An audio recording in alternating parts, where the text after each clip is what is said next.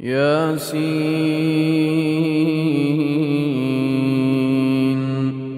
والقرآن الحكيم إنك لمن المرسلين على صراط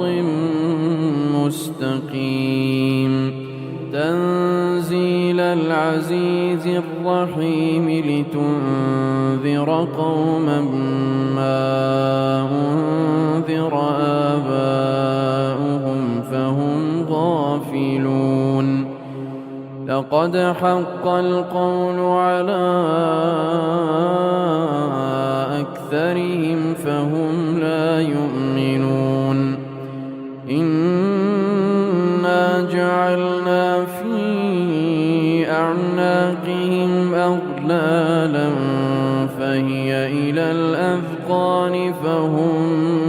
مقمحون إنا جعلنا في أعناقهم أغلالا فهي إلى الأذقان فهم مقمحون وجعلنا من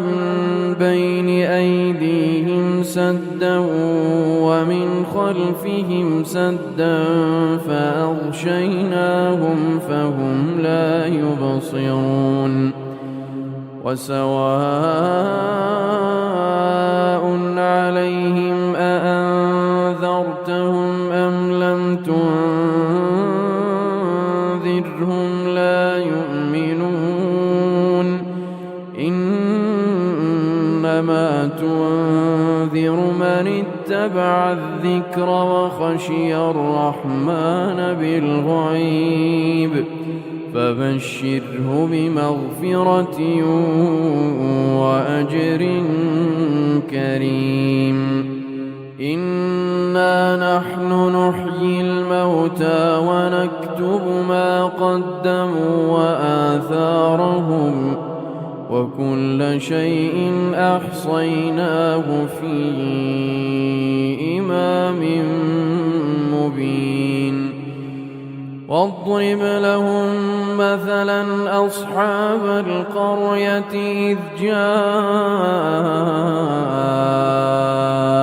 المرسلون إذ أرسلنا إليهم اثنين فكذبوهما فعززنا بثالث فقالوا إنا إليكم مرسلون قالوا ما أنتم إلا بشر مثلنا وما أنزل الرحمن من شيء إن أنتم إلا تكذبون قالوا ربنا يعلم إنا إليكم لمرسلون وما علينا إلا البلاغ المبين قالوا إنا تطيرنا بكم لئن لم تنتهوا لنرجمنكم وليمسنكم منا عذاب أليم قالوا طائركم معكم أئن ذكرتم بل أنتم قوم مسرفون وجاء